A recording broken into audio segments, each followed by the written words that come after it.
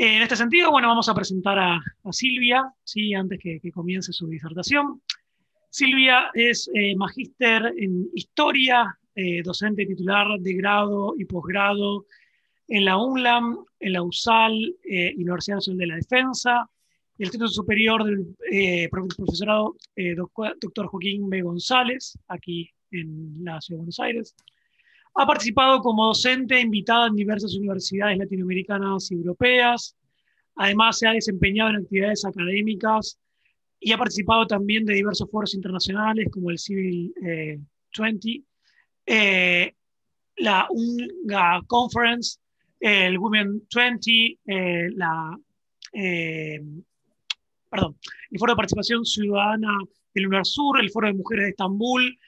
Al mismo tiempo, Silvia Perazo es presidenta de la Asociación para las Naciones Unidas de la República Argentina, ANUAR, miembro del Comité de Asuntos Africanos del Consejo Argentino para las Relaciones Internacionales, del CARI, miembro del Departamento de África del Instituto de Relaciones Internacionales de la Universidad Nacional de La Plata, coordinadora de la Comisión de Cultura, Paz y Ciudadanía del Consejo Consultivo para la Sociedad Civil de la Cancillería Argentina y miembro de la Red Latinoamericana de Estudios Africanos.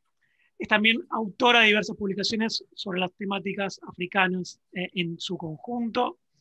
Como verán, Silvia tiene una trayectoria sumamente larga y extensa en el continente africano. Así que, sin más, Silvia, bueno, bienvenida nuevamente y la sala es tuya. Bueno, muy buenas tardes a todos y a todas. En primer lugar, muchas gracias por la invitación. Siempre es un placer participar de las charlas que hace el CEPI. Ya estuvimos el año pasado, volvemos a estar este año, así que mil gracias Luciana por la invitación y muchas gracias Ignacio por todas las gestiones, que no es fácil organizar este tipo de cosas, llamar, contactar a la gente, esperar que algunos te contestemos, bueno, ese tipo de cosas. Así que mil gracias. Gracias a los que compartimos este espacio, sobre todo a todos también los que se suman por las redes sociales y que nos están escuchando. Así que, bueno, estamos un poco acá para hablar un poco del siglo XX y XXI, en este caso en el continente africano, bajo la temática de los genocidios, ¿no? En general el siglo XX se conoce como el siglo de los genocidios, y bueno, después podemos aclarar un poco más el tema del título.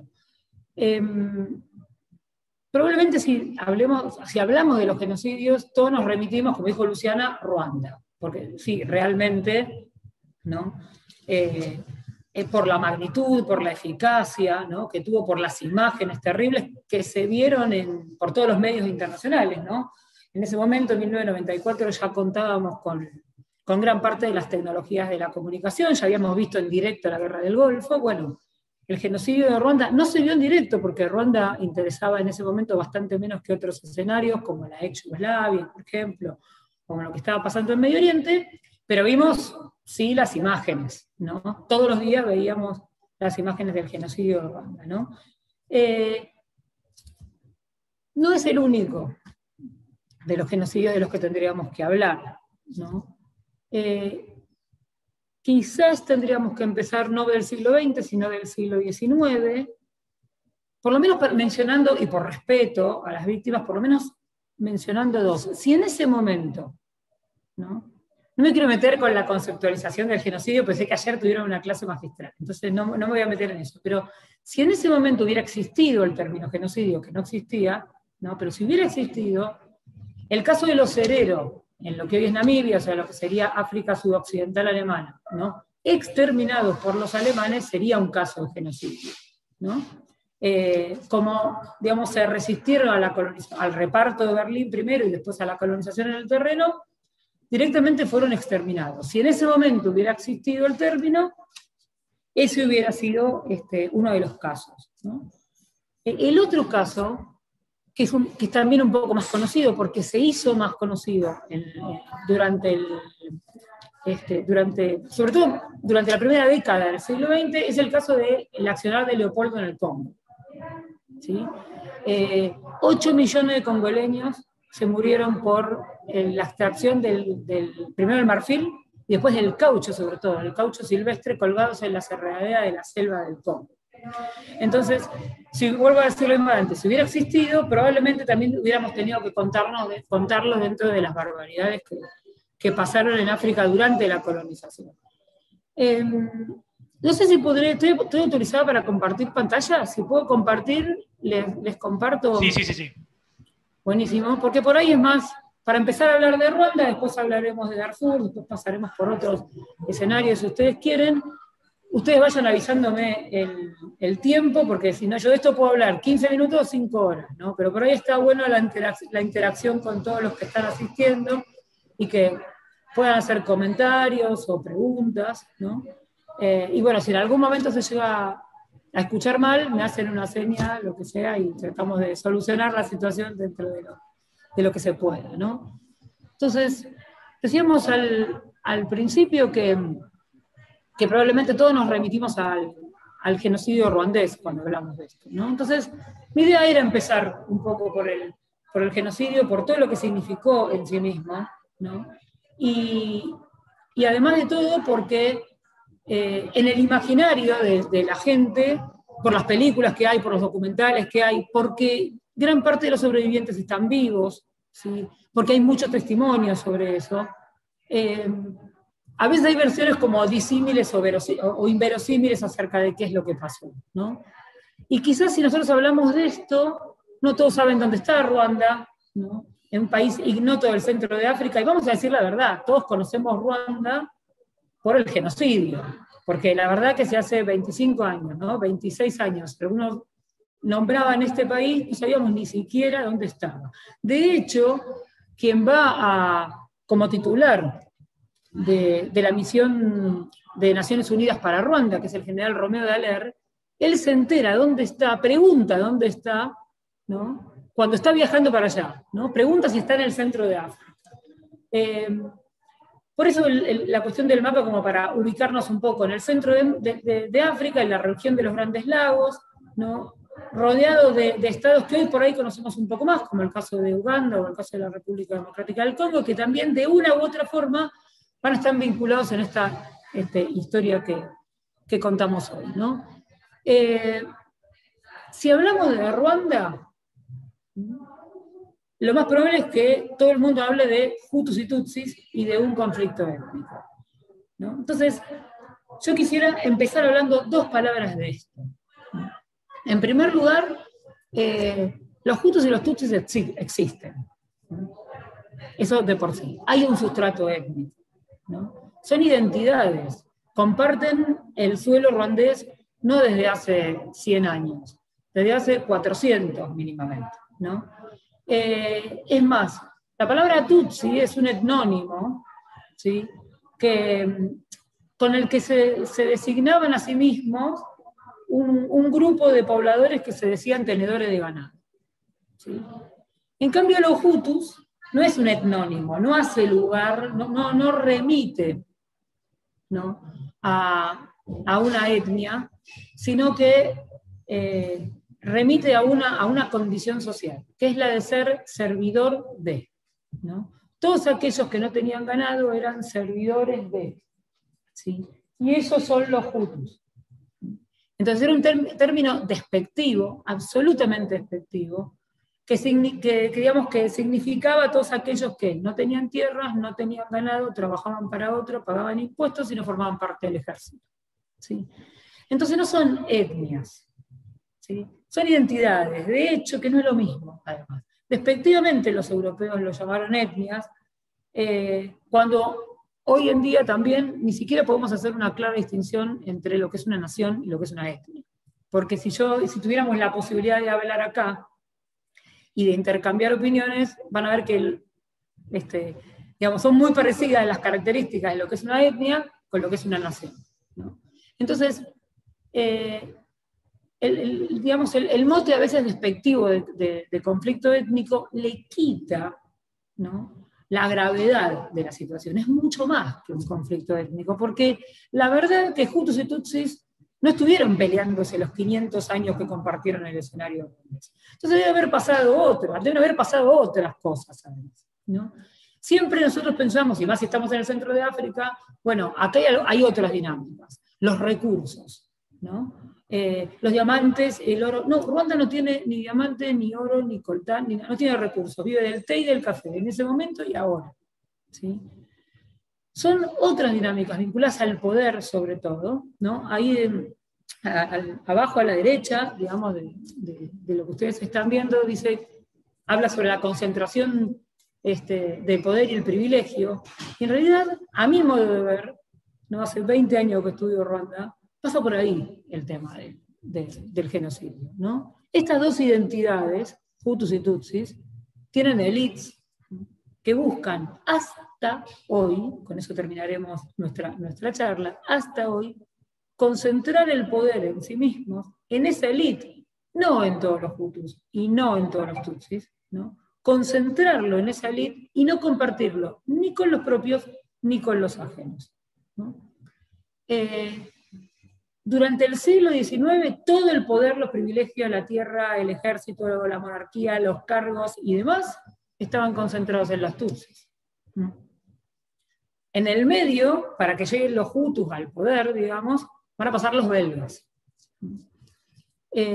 Son los belgas los que crean, y esto dicho por parte de historiadores europeos europeos y norteamericanos, crean las etnias de Ruanda con esas imágenes que ustedes pueden ver ahí, donde clasifican a los pueblos, que es una característica de los europeos en realidad del siglo XIX, ¿no? La clasificación de pueblos, la división en etnias, cuando no estaba tan claro en ese momento, ¿no? Esa clasificación que tienen ustedes ahí es importante porque el genocidio se va a hacer teniendo en cuenta los rasgos étnicos, ¿listo? Los rasgos faciales, por ejemplo.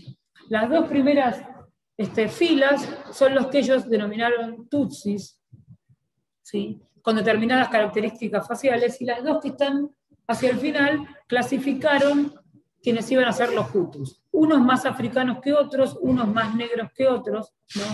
Y son los belgas los que refuerzan estas identidades nacionales, se apoyan en los Tutsis para gobernar, les dan aún más privilegios, les permiten, digamos, además de ya todos los privilegios que tenían, extremar los impuestos, ¿no? El cobro de impuestos. Ejercen sobre los Hutus, digamos, una prerrogativa que ya casi no se usaba, como era el trabajo forzado, por ejemplo. Ellos los obligan a hacerlo porque los consideran inferiores. Los consideran más negros que los Tutsis, ¿no? Y por eso los excluyeron también de la educación. Solamente les daban las primeras letras y nada más que esto. Y todo esto creó algo que es, lo deben haber visto ayer además, que es el caldo de cultivo de los genocidios, que es el resentimiento nacional, ¿no? De un grupo, ¿no? Por sobre otro, cuando empieza, digamos, a ver esa grieta entre dos identidades que provoca, digamos, la concentración de imágenes negativas del otro, ¿no es cierto? Cuando al otro se lo demoniza, se lo deshumaniza, ¿no? Se lo hace cargo de todos los males del país, son ellos o nosotros, empieza a no haber alternativas, ¿no? Eso es clave para el desarrollo del genocidio, ¿no? Considerar la otredad, probablemente hayan hablado también de esto, ¿no? Y una otredad insanjable, ¿no? Donde el otro no es diferente a uno, es el enemigo, ¿no? Y en un momento, ¿no? Cuando esto no, digamos, cuando antes no se consideraba, ahora se empieza a considerar que es imposible la convivencia bajo el mismo suelo, bajo las mismas leyes, ¿no? Bajo el mismo gobierno. Entonces, ese resentimiento acumulado, que arranca desde más atrás, ¿no? Pero que adquiere unas características distintas con la colonización belga, es el sustrato, ¿no? O sea, se van acuñando ciertos sentimientos, ¿no? Que va a ser el sustrato que después, en determinados momentos, con otras circunstancias, ¿no? Sea el caldo de cultivo para que cuando alguien les diga vayan y maten, ¿no? Haya una parte de la sociedad que vaya y mate, ¿no? Lo que antes no hubiera sido posible, a partir de todo ese resentimiento nacional que se va formando a lo largo de todo el siglo XX, que fue en algún momento alimentado por los tutsis, en otro momento alimentado por los belgas, en otro momento alimentado por los hutus, en algún momento va a ser eclosión, y eso va a ser entre 1990 y 1994. ¿Sí? Unos primeros episodios, porque está mal dicho así, ¿no? Un primer episodio violento, ¿no? Se puede dar a partir de la independencia en 1962, porque los belgas cuando se van dicen, bueno, nos equivocamos con todo lo que le hemos hecho a los hutus, y le entregan el poder a los hutus. Con lo cual ellos dieron rienda suelta a todo el resentimiento acumulado, y a partir de la instalación de las repúblicas hutus, que ahora vamos a ver algunas fotos, ¿no? Acá tienen los dos primeros presidentes hutus, el que está a la izquierda de ustedes es el que logra la independencia, el presidente Kayibanda, y el segundo es el presidente Habyarimana, los dos son hutus. Estos dos presidentes, sobre todo el primero, digamos, desata la primera persecución de los tutsis, a quienes, digamos, les aplicó las mismas leyes que antes habían sido aplicadas hacia los hutus, ¿no? De república tiene muy poco esto, porque los derechos solo estaban garantizados ni siquiera para todos los hutus, solamente para algunos, y acá se empieza a producir algo que es clave para entender el genocidio, y que va a reforzar la cuestión de la otredad, ¿no? Que es el tema de, bueno, considerar que son solamente el 14% de la población, y entonces tienen derecho únicamente al 14% de la riqueza, al 14% de los puestos políticos, al 14% de las vacantes en educación, ¿no? En varias ocasiones desataron razias y persecuciones de los tutsis, ¿no? Que en un número que es difícil de precisar, pero que supera el 1.000.000 de personas, gran parte de los tutsis que estaban en Ruanda tuvieron que emigrar a los países vecinos. Esto nos importa especialmente porque está directamente vinculado al genocidio. Entre 500.000 y 700.000 tutsis, ¿no? Entre ellos quien hoy es el presidente de Ruanda y gran parte de su familia, emigraron por las persecuciones del presidente Kayibanda y se instalaron en Uganda. Y vivieron en el exilio, en el caso del actual presidente de Tutsi, hasta 1990. La mayor parte de los tutsis exiliados en Uganda crecieron ahí, se formaron ahí, estudiaron ahí, y empezaron a participar dentro de la política ruandesa allí, en Uganda. Es más, cuando volvieron a Ruanda tenían una vasta experiencia militar. Ahora vamos a hablar 2 o 3 minutitos de eso como para poder entenderlo mejor. Quien tiene a la derecha de ustedes es el presidente Habyarimana, cuya muerte va a desatar el genocidio, en realidad en 1994. Fíjense que tenemos entre la independencia y el genocidio 30 años, y en 30 años 2 presidentes, nada más, que es una tendencia a la concentración del poder y a la más allá de que se llame república, ¿no? Y a la permanencia en el poder, que es característico de África Central, y que es característico de Ruanda, en realidad, ¿no? Eso daría para un seminario en sí mismo, cómo adaptamos los sistemas políticos occidentales a sociedades que tienen solidaridades verticales y no horizontales, ¿no? Eso es un gran tema para estudiar desde varios lados, digamos, ¿no? Desde la ciencia política y desde la historia. El presidente Habyarimana no hizo distinciones entre hutus y tutsis, y esto también es clave para entender el genocidio, ¿no? No hizo distinciones. Él lo que no quería era la oposición al régimen, ni de hutus ni de tutsis. Entonces, los presos políticos que hubo, que estaban, digamos, las cárceles de Ruanda estaban llenas de presos políticos, eran opositores. Y los opositores no eran tutsis, eran hutus. Él no molestó a los tutsis, no le molestaba a los tutsis, para nada, absolutamente, siempre que no se expresaran en contra del régimen. Como el presidente no molestó a los tutsis hicieron su vida normal, ¿no? Sin persecuciones de ningún tipo durante 18 años, ¿no? Más aún, algunos ocuparon algunos cargos políticos, todos ellos se dedicaron, en general por su gran formación intelectual, ¿no? Que ya venía desde los tiempos anteriores y demás, y porque son los que tienen la fortuna en Ruanda, ¿no? Más allá de todo lo que les pasó, se dedicaron a los negocios, a las empresas, ¿no? las mujeres y los hombres, ambos dos, a lo que es la riqueza. ¿Por qué hablábamos antes de los que estaban exiliados en Uganda? Porque si bien no fueron perseguidos durante la presidencia del presidente Habyarimana, no podían volver, se les negó el derecho al retorno. ¿Sí? La verdad es que acá hay dos de los grandes líderes, ¿no? Uno es Fred Rwigema, que es el que forma, junto con Paul Kagame, el que está a la derecha de ustedes, que hoy es el presidente de Ruanda. Los dos forman, hacia 1987, el Frente Patriótico Ruandés, ¿no? Ellos son tutsis, exiliados en Uganda, con una gran formación intelectual. Algunos de ustedes se puede preguntar, ¿pero cómo? Refugiados con gran formación intelectual y con poder económico. Bueno, los tutsis eran los que tenían el poder económico en Ruanda. Muchos de ellos, cuando huyeron con lo opuesto, y otros no. Y dentro del escenario ugandés se beneficiaron de los programas que implementó en Uganda el ACNUR, que resultaron bastante bien para algunos de los campamentos de refugiados. Y los tutsis también, por su gran formación intelectual y por su riqueza, estaban acostumbrados desde principios del siglo XX a ir a estudiar afuera, a tener negocios afuera y demás, ¿no? La diáspora tutsi es enorme, ¿no? Y es la diáspora tutsi la que coloca dinero para que estos refugiados, que en el caso de Paul Kagame se fueron a los 2 años, Fred Rwigema era un poco más grande, ¿no? Pudieran tener una vida no tan miserable como solemos ver en los campamentos de refugiados, ¿sí? Y es más, es toda la diáspora tutsi que está en Estados Unidos, que está en el Reino Unido, que está en Alemania, que está en Bélgica, la que coloca dinero para armar el Frente Patriótico Ruandés. El objetivo fundamental, cuando se formó, según las fuentes, es el derecho al retorno, ¿sí? Yo lo pondría con un signo de interrogación. O sea, ellos lo que decían es, somos exiliados, queremos volver, tenemos derecho a volver.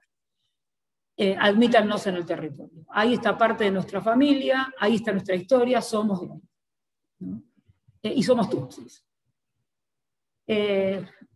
Vale la pena marcar que el Frente Patriótico Ruandés resalta 2 cosas, ¿no? Que son tutsis y que son ruandeses, las 2 cosas.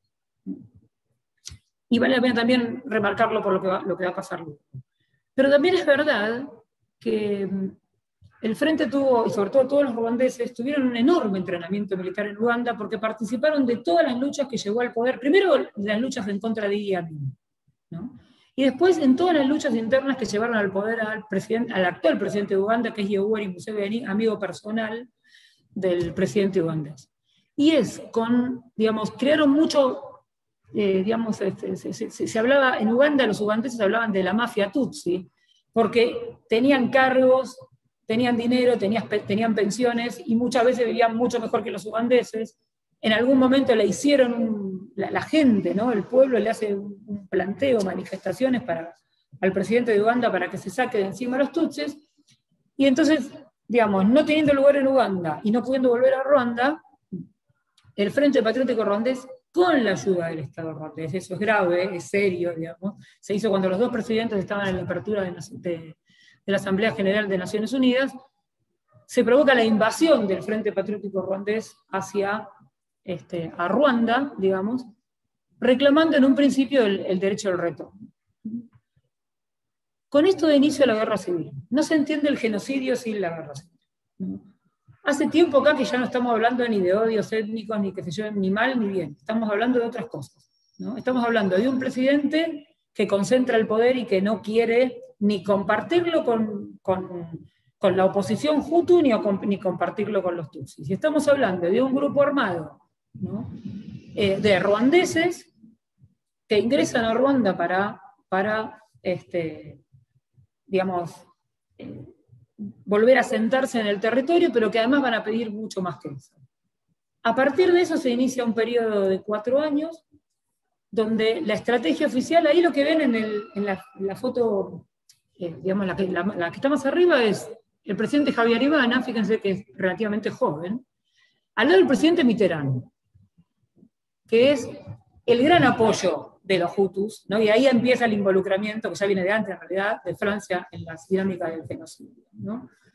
La estrategia del presidente frente a la invasión va a ser rechazarla, lo va a poder hacer gracias a las armas francesas, y a la cooperación militar de las propias Fuerzas Armadas ruandesas, pero la estrategia va a ser no dejar el poder, ¿no?, ni en manos de los tutsis, ni en manos de los hutus que le reclamaban la democratización, ¿no? De hecho, esa foto es una foto histórica porque es la foto de la cumbre de la BOL, donde el presidente Mitterrand le dice a Habyarimana, mirá, tenés que democratizar, ¿no? Pues estamos en 1990, hay que abrir el sistema, ¿no? Elecciones, una república en serio, compartir el poder con la oposición.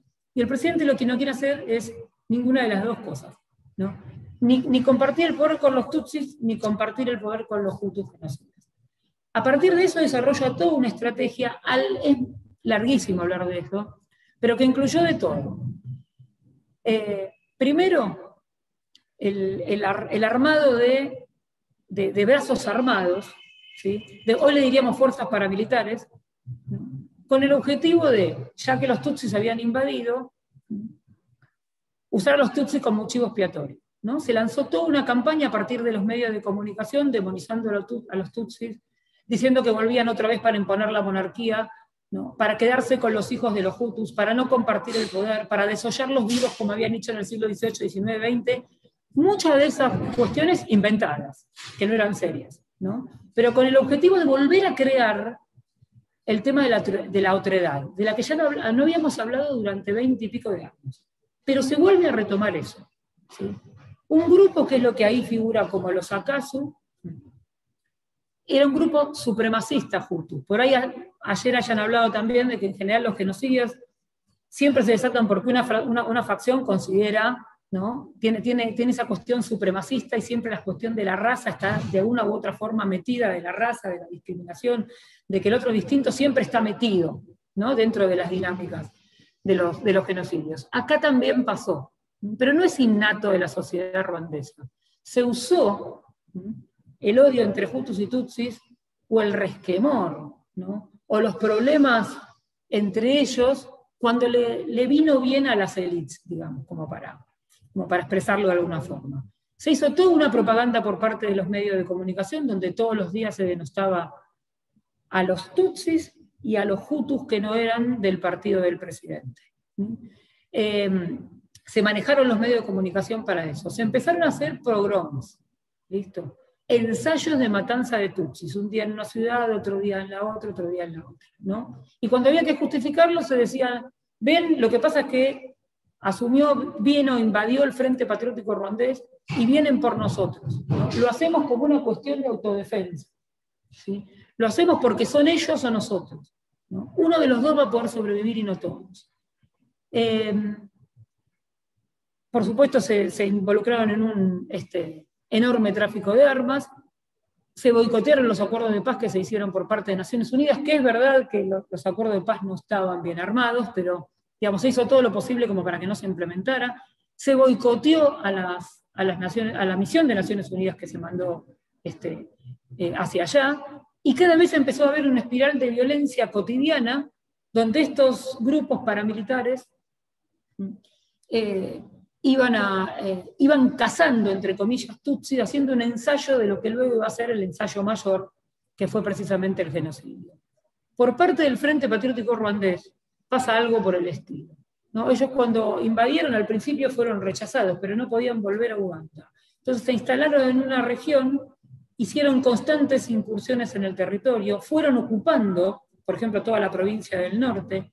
En los lugares donde estaban hicieron masacres de hutus, ¿no? Eso, digamos, yo no podría estar diciendo esto si estuviera dando esta charla en Ruanda, ni tampoco en muchos lugares de la región de los Grandes Lagos, ¿no es cierto? Pero que ahora está absolutamente comprobado. De hecho, la foto que ustedes tienen en la parte inferior corresponden a las matanzas del Frente Patriótico Ruandés, no del genocidio, ¿no? Porque tenía una manera distinta de asesinar a las personas, ¿no? Y ellos también obstruyeron todas las negociaciones de paz, ¿no? Porque lo que querían no era únicamente el derecho al retorno, querían formar parte de las Fuerzas Armadas y querían además con que les compartieran los cargos en el gobierno, gobernar junto con el presidente Habyarimana, y a la luz de lo que vio después, quizás hoy podríamos decir que lo que querían también era volver a tener el acuerdo absoluto, ¿no? El poder absoluto.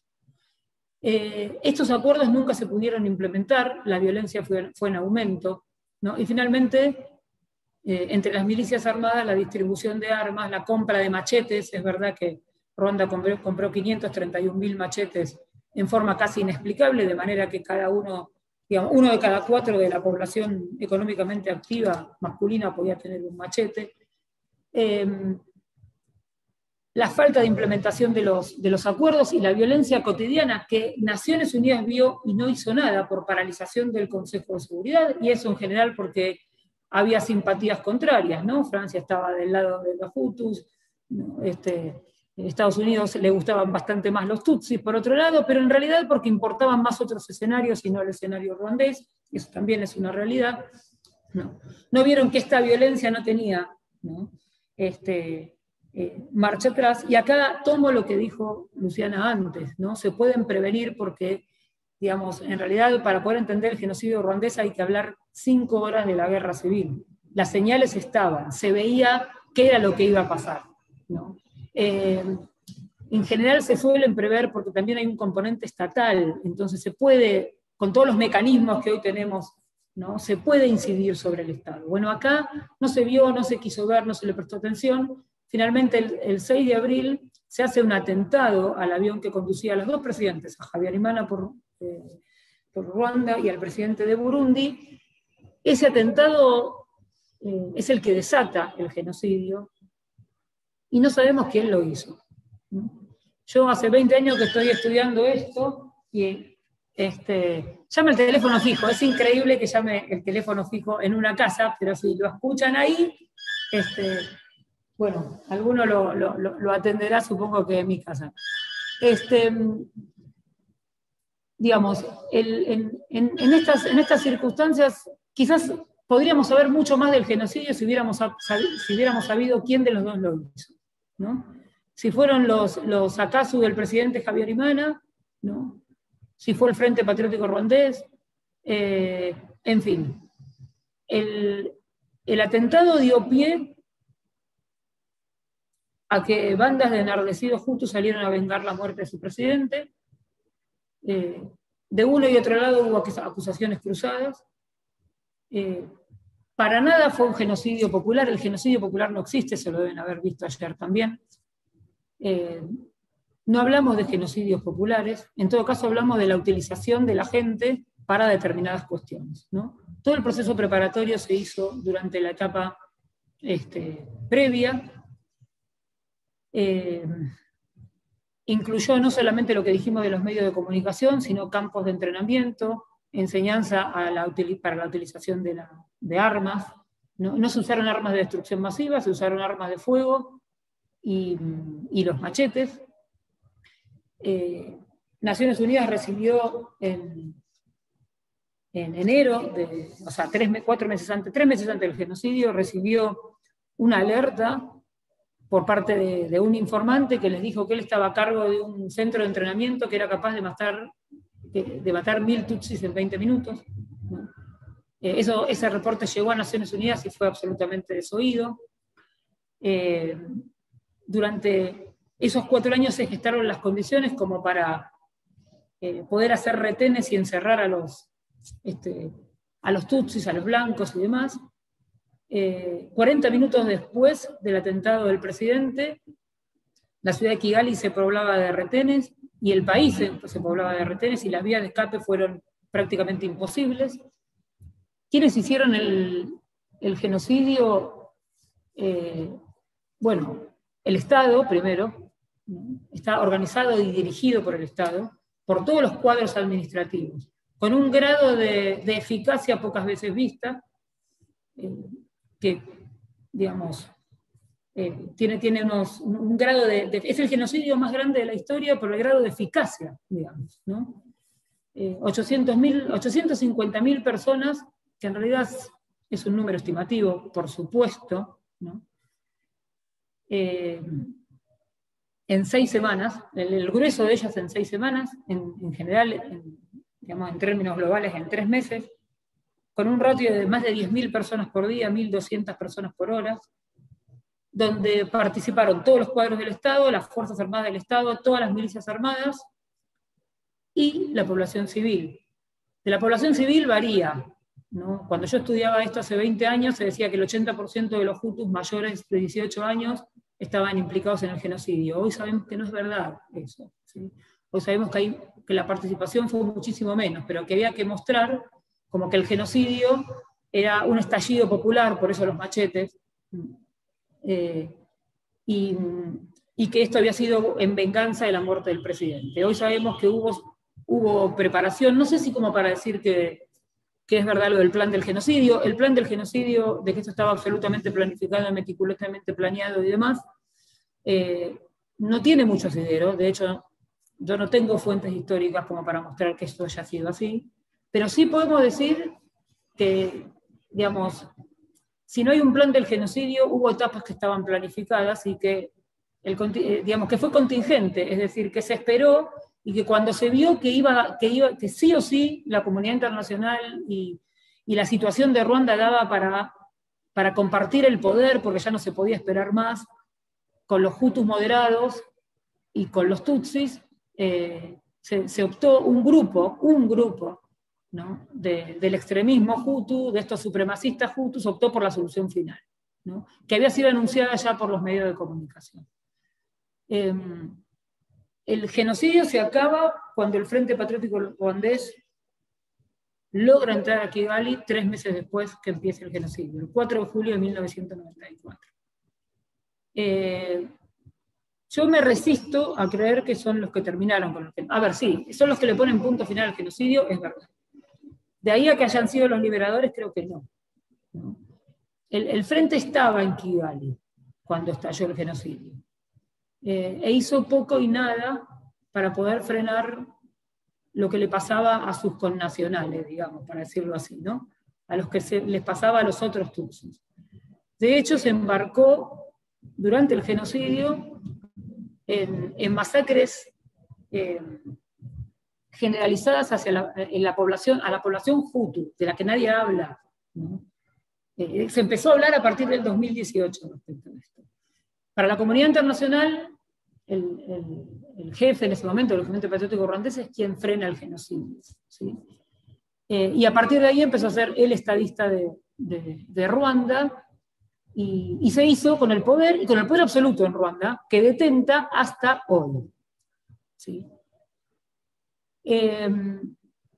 Vale la pena decir también que ahora se va a producir un éxodo, fíjense cómo es la historia ruandesa, pero de los hutus, ¿no? Como antes fueron los tutsis hacia Uganda, ¿no? Ahora son los hutus hacia el Congo. Y en el Congo, la primera etapa de la guerra del Congo, de la segunda guerra del Congo, tiene que ver con los refugiados ruandeses, que siguieron peleando allá, tratando de volver a Ruanda, que sufrieron la invasión del Frente Patriótico Ruandés, que el Frente Patriótico Ruandés cometió, según los informes de Naciones Unidas, ¿no? Según 2 informes de Naciones Unidas, un genocidio contra la población hutu del Congo, ¿no? Cuyo número es muy difícil de precisar, y que además hizo trabajar forzadamente a las poblaciones hutus que habían emigrado hacia allá en la extracción ilegal de diamantes y del coltán.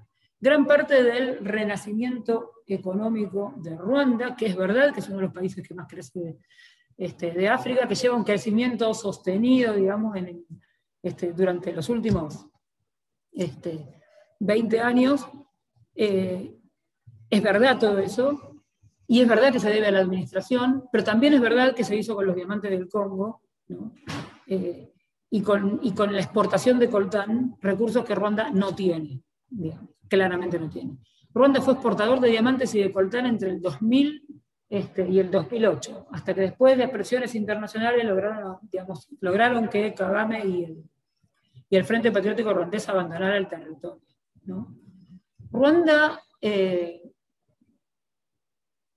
planteó la paz y la reconciliación, esto por ahí es también para otra charla, sobre la base de un gobierno autoritario, donde el poder, más allá de todo sobre la base de la ruandanes, digamos, ¿no? Somos todos ruandeses, ni hutu ni tutsi, sino ruandeses. Ustedes no pueden ir a Ruanda y nombrar el término hutu y tutsi, porque eso llevó al genocidio, ¿sí?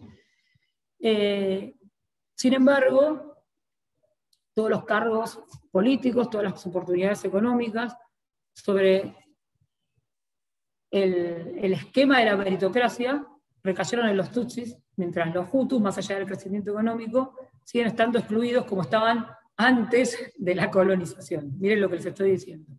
Con lo cual, hay que mirar muy de cerca lo que está pasando en Ruanda, porque ¿qué va a pasar cuando Kagame no esté más? ¿No? Lo que siempre se llama, digamos, transformar el conflicto desde la base, ¿no? Cambiar las condiciones que llevan, el concepto de paz positiva de Galtung, ¿no? El concepto de borrar desde la raíz aquellas causas que llevaron, en este caso, una violencia extrema, como fue el genocidio, siguen estando en Ruanda como estaban antes. O sea, yo tengo en Ruanda, pero con signo inverso, las mismas condiciones que teníamos en la década de 60 y 70. En ese momento los tutsis estaban afuera y los hutus estaban en el poder, ¿no? Hoy todavía hay miles de hutus afuera y los tutsis están en el poder. Y ninguno de ellos lo comparte, ¿no? Sino que lo ejercen en forma absoluta, ¿sí? Las cárceles de Ruanda están llenas de hutus, no de tutsis. Nadie jugó al Frente Patriótico Ruandés. ¿Listo? Su carácter de estadista internacional le impidió, digamos, le permitió al revés, le permitió evitar el procesamiento en la Corte Penal Internacional con la complicidad de toda la comunidad internacional y le permitió, digamos, zafar de la Corte Penal Internacional, ¿no? Esto lo paso rápido porque creo que no tenemos mucho tiempo para verlo. Vos me dirás, Ignacio, cómo andamos de tiempo, que creo que andamos mal, ¿no? Pero no quería terminar. ¿La estamos bien? Ah, buenísimo, genial. No quería terminar, ¿no?, el tiempo que tengo sin hablar de otro genocidio, que está más olvidado que el de Ruanda. Porque la verdad que Ruanda, con lo que pasó, opacó, ¿no?, otras violencias que pasaban en el continente, digamos, ¿no? Y uno de ellos es el caso de Darfur, ¿no? Darfur es un genocidio del siglo XXI, no del XX, ¿no? Pero que sus orígenes también están más atrás, ¿no? Darfur, como su nombre lo indica, es el hogar de los Fur, ¿no? Dar es hogar en árabe. Entonces Darfur es el hogar de los Fur, una de las tantas, de los tantos pueblos, de las tantas identidades nacionales que tiene el Sudán. Pero también arranca desde antes, ¿no? Esos pueblos, los Fur, los Masa, los Agawa, los árabes, digamos, conviven en el territorio desde hace milenios, ¿no? Inclusive desde los árabes preislámicos, miren lo que les estoy diciendo. Sin embargo, y siempre tuvieron conflictos por los recursos, ¿no? Ustedes me dirán, ¿qué recursos en el medio del desierto? El agua, ¿sí? Unos son pastores, los que son de origen negro, ¿no? Las etnias que son de origen negro, como los Fur, los Masalitos, los Sagawa, ellos se dedican a la agricultura, ¿sí?, y necesitan el agua. Y los árabes, que llegaron más tarde, pero que siempre tuvieron vínculos comerciales con ellos, se dedican al ganado y necesitan el agua. Entonces siempre hubo conflictos comunales, ¿no?, por el recurso más preciado, que es el agua, y después cuando se forma Sudán, por los puestos administrativos. En el mapa que ustedes ven ahí, lo que está marcado en rojo, ¿sí?, es el área, el área geográfica donde se dio el genocidio de Darfur, ¿no? Esto está inscrito dentro de otra cuestión, ¿sí?, que es en realidad la guerra entre Sudán del Norte y lo que hoy es Sudán del Sur, ¿no? Cuando se da el genocidio todavía no estaban divididos, ¿no? Es más, estaban en las tratativas para hacer el acuerdo entre el norte y el sur, ¿no? Y el que ven ustedes en la foto probablemente sea, como miembro del Estado y como presidente del país, el responsable, uno de los grandes responsables desde el Estado sudanés, primero del conflicto de la Segunda Guerra Civil Sudanesa entre el norte y el sur, que si miramos con un poco más de detenimiento, ¿no?, también algunas cuestiones que pasaron podrían haber sido consideradas como genocidio, ¿no? Eso por un lado. Por otro lado, digamos, el gobierno de al-Bashir también tuvo características supremacistas, es decir, frente a los pueblos que eran de origen africano, ellos resaltaban la arabidad, ¿no? No solamente la religión musulmana, y no estoy hablando únicamente de eso, sino el tema de la arabidad. ¿Por qué digo esto? porque en Darfur son todos musulmanes. El conflicto no es religioso, como se dice muchas veces, ¿no? Es un conflicto entre las etnicidades de origen negro, y por ser negras, por el único, digamos, por el único hecho de ser negras, por un lado, y por el otro lado, pueblos de origen árabe. Sudán es uno de los territorios de África que está revisado junto con Egipto y Libia, ¿no? Los demás son árabe bereberes. En el caso de Sudán, sobre todo Sudán del Norte, está fuertemente arabizado. En ese gobierno supremacista, ¿no?, que hace al-Bashir, la región de Darfur, que casi es, digamos, que es una de las regiones de Sudán del Norte que tiene más población negra, ¿no? Primero lo empezó a relegar, después los quitó de los puestos administrativos, después les impidió hacer sus actividades económicas, después les sacó la autonomía, les negó la justicia local, ¿no?, y los relegó de cualquier oportunidad económica o política que pudieran tener. Esto hizo que se formaran en el Darfur dos movimientos armados, el Movimiento para la Liberación del Sudán y el Movimiento para la Justicia y la Igualdad, ¿no?, que son los que empezaron a hacer una guerra de guerrillas en contra del gobierno de al-Bashir. La respuesta del Estado fue absolutamente desproporcionada. Pero quiero decir, porque no me quiero olvidar, que no pasa únicamente en Darfur. Pasó en otros lugares de Sudán del Norte también, como los nubios, por ejemplo, o con la región de los Belsa, que prácticamente los borraron del planeta, ¿no?, al igual que trataron de hacer con la población de Darfur. ¿Qué hizo el gobierno de Sudán? Creó unas milicias armadas que eran las milicias Janjaweed, ¿no?, que es una traducción malísima, ¿no?, del árabe, quiere decir el diablo a caballo, por como lo llamaron en realidad más los Darfurian, y las Fuerzas Armadas sudanesas, ¿no? Cercaron la zona, ese es un mapa ampliado de lo que estábamos diciendo antes, y los puntos en rojo son los puntos donde hubo más víctimas, ¿no?, e incurrieron en todas las violaciones a los derechos humanos que ustedes hubieran podido considerar, ¿no?, desde la reducción a la esclavitud sexual, la violación como arma de guerra, las mutilaciones, los secuestros extorsivos, el secuestro para después colocarlos dentro de la red de trata, la red del crimen transnacional organizado, digamos, también para trabajos forzados a las mujeres y a los chicos, el incendio y el saqueo de villas, el envenenamiento de los pozos de agua, ¿no?, el asesinato del ganado, el envenenamiento del ganado y el cercado de poblaciones completas procediendo al exterminio de todas las poblaciones de origen negro, ¿sí? Se dio en el año entre el 2003 y el 2006,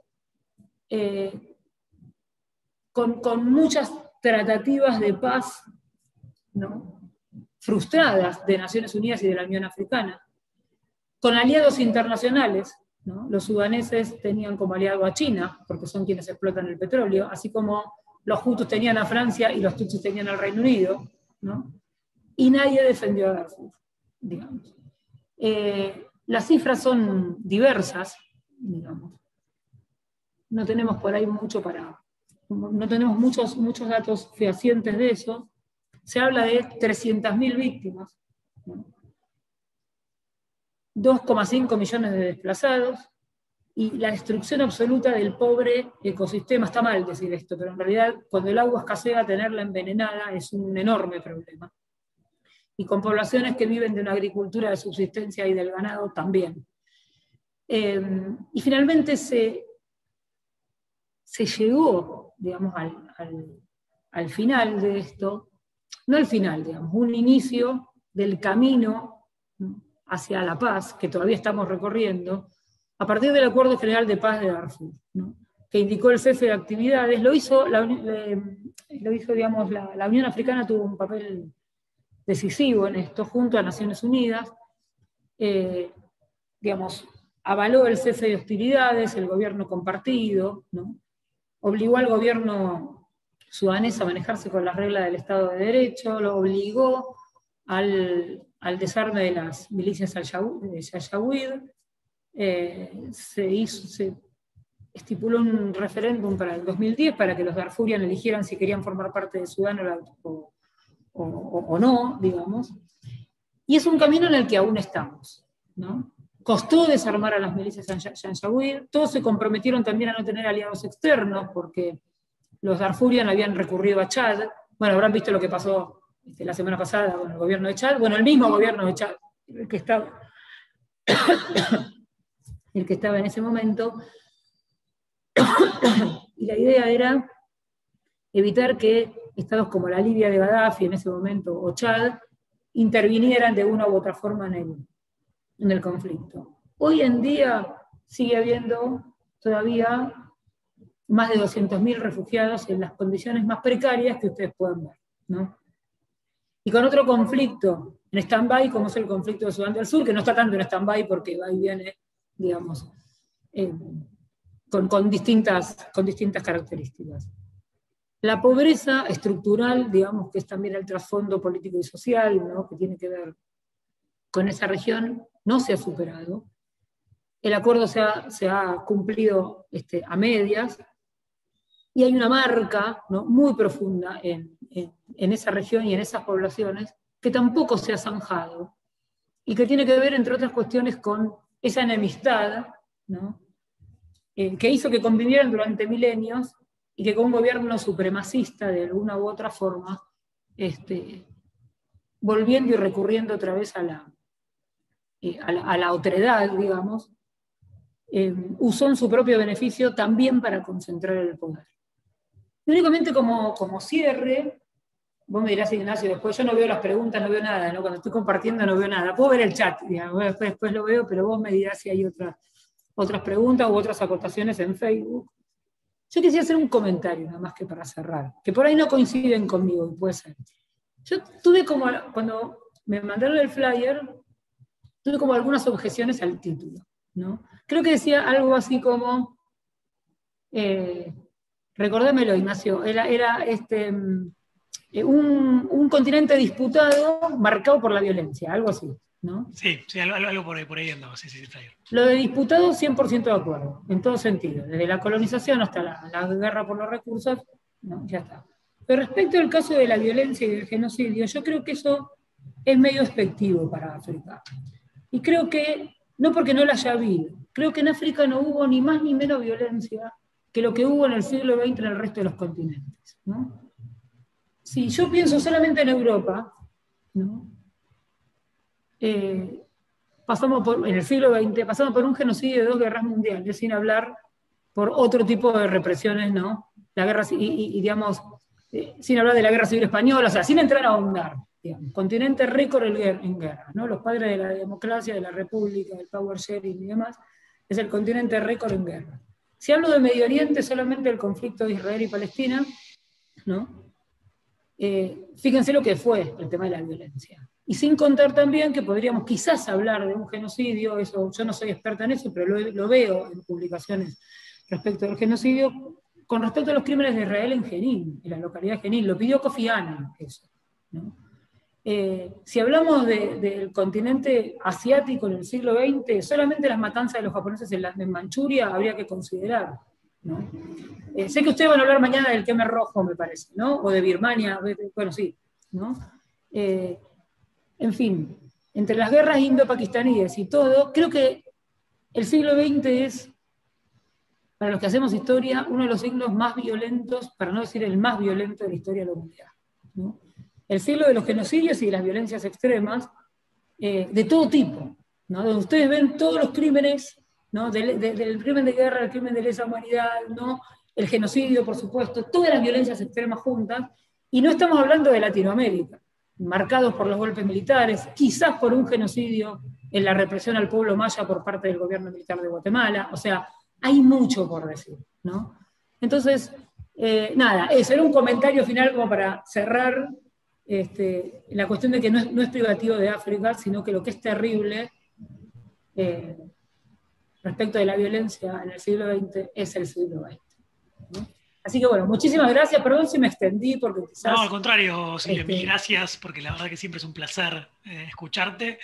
Y bueno, si quieren, si les parece, abrimos la ronda de preguntas. Ahí Lu tiene una pregunta, yo tengo algunos comentarios y seguramente irán cayendo. Lu.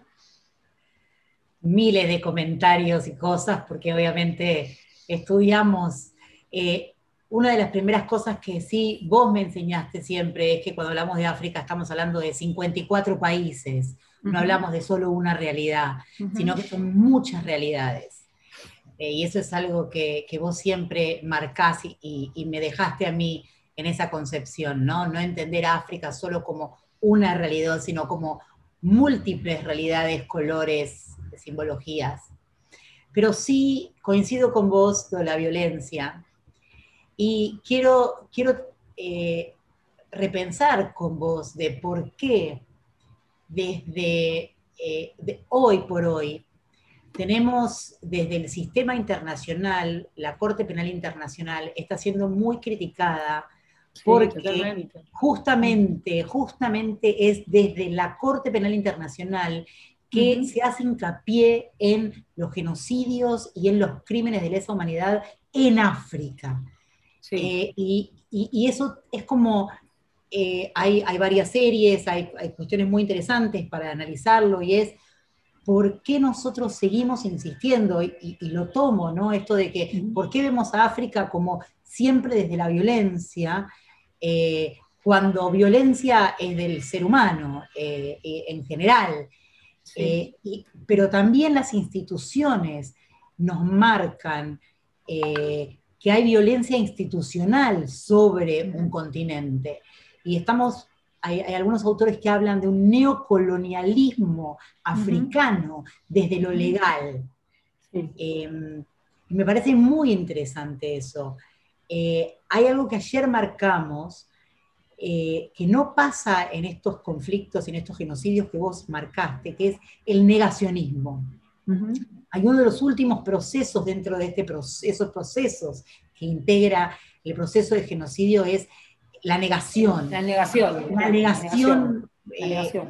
negación y la cuestión de quién tiene la responsabilidad. Y como vos me embarcaste, esto es un caldo de cultivo, que es un proceso que tuvo alertas tempranas, que Ruanda lo vimos claramente, el involucramiento del Estado y de los medios de comunicación, y que hoy por hoy estamos viendo señales y alertas tempranas, porque sigue habiendo esto, y la comunidad internacional, o sea, nosotros todos de la comunidad internacional, seguimos avalando un proceso de un montón de persecución y sanción hacia violencia, como si fueron los africanos, pero de alguna manera parece como que todos los acusados en el banquillo son africanos.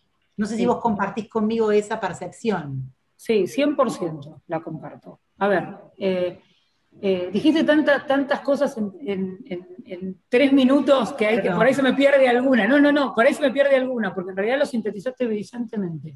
Mira, en lo personal yo creo que la Corte Penal Internacional, para los que creemos que la comunidad internacional, que la comunidad internacional tiene responsabilidades que cumplir cuando hay este tipo de violencias extremas, respetando, ¿no es cierto?, la no injerencia en los asuntos internos del Estado, la soberanía y demás. Para los que creemos aún en eso, cada vez me cuesta más creer, la verdad, te voy a decir, no soy la misma que hace 20 años, pero para los que creemos en eso, la Corte Penal Internacional es como un logro como al que nunca llegó la humanidad, ¿entendés? Un logro inmenso porque era, digamos, para hacer de los criminales de guerra ocuparan el poder, ¿no? Que hubiera una justicia para las víctimas, ¿no? Cuando uno habla de los procesos de paz, siempre dice que la justicia es uno de los pasos que uno necesita para la reconciliación, para mitigar el dolor y para que la gente pueda salir adelante. Entonces, contar con una justicia internacional que precisamente juzgara a los criminales de guerra, a mí me pareció un avance increíble. Por supuesto viene la cuestión de la firma y la ratificación, que no vale la pena que acá no nos explayemos mucho más hacia eso. Quienes no firmaron y demás, ¿no? Pero el estatuto también tiene el sortilugio, si ustedes quieren, el Consejo de Seguridad para tratar a aquellos criminales de guerra, el caso de al-Bashir es uno de ellos, ¿no? Que sea, digamos, a requisitoria del Consejo de Seguridad que se pueda librar algún oficio o alguna orden contra algún criminal de guerra. El tema es que, más allá del caso de la ex Yugoslavia, que obviamente también fue tratado por eso, fue tratado, digamos, entre la Corte Penal Internacional, los tribunales ad hoc, ¿no? Y mismo la Corte Penal Internacional centralizó la búsqueda, ¿no? Y vamos a decir así, la persecución, como dicen los africanos, como dice la Unión Africana, vamos, ¿no? Claro. De los criminales de guerra en África. Si ustedes ven hoy los procesados y condenados, son africanos, ¿no? Está Charles Taylor, el expresidente de Liberia, condenado por el Tribunal Internacional de Sierra Leona. Ahora está al-Bashir, ¿no? Estuvo el ex vicepresidente y ahora por ahí candidato a presidente en las próximas elecciones del Congo, Jean-Pierre Bemba, también, que lo procesaron, lo condenaron, estuvo preso y ahora está libre, ¿no? Bueno, los que condenó, digamos, el tribunal ad hoc de Ruanda, pero nadie, o sea, no son los únicos criminales, y yo celebro que haya pasado esto, ¿eh? Yo celebro que al-Bashir esté ahí, yo celebro, ¿no?, que los condenados en los 87 condenados por el Tribunal Internacional para Ruanda, y los condenados en Sierra Leona, en el Tribunal de Sierra Leona, pero no son los únicos. Perdón por lo que voy a decir, porque no es políticamente correcto. Nadie habla de Putin, nadie habla de los responsables de Israel, nadie habla de los crímenes de Chechenia. En fin, o sea, hay muchos más. Los criminales de guerra no están únicamente en África. Este sesgo lo adquirió a partir del año 2005, 2006 en adelante. No hubo oficios que se libraran contra digamos, poblaciones del Medio Oriente, por ejemplo, ¿no? Contra responsables, digo, ¿no? Entonces, esto llevó a muchos estados africanos que habían firmado el Estatuto de la Corte, que habían ratificado el Estatuto de la Corte, a tirarse hacia atrás, ¿no? Uno de ellos es el caso de Sudáfrica, que por ejemplo podría haber entregado al-Bashir antes y no lo entregó. Otro es el caso de Kenia, que podría haberlo hecho y tampoco lo hizo. Y finalmente no nos olvidemos que no es por la acción del Tribunal Internacional que al-Bashir termina ahí, ¿no? Al-Bashir termina en la Corte Penal Internacional porque quienes le hacen un golpe de Estado y lo sacan después de 30 años en el poder, querían sacárselo de encima y a toda su facción supremacista y dijeron, nosotros te lo vamos a entregar a la Corte. Y con eso tuvieron como el beneplácito internacional. Aún así, para cerrar, porque creo que Pía quiere hablar, pobre. Si no me pongo los anteojos no veo nada. Ahí estoy. Para cerrar esto, yo creo que también todo esto forma parte también es discutible, como del desprestigio. A ver, no sé si la palabra es desprestigio. Digamos,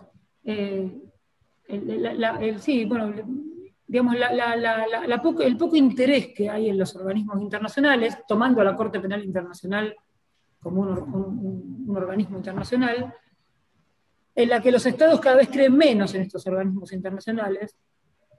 Me parece que lo que le pasa a la OMS, lo que le pasa a Naciones Unidas, no es ajeno a lo que le pasa a la Corte Penal Internacional.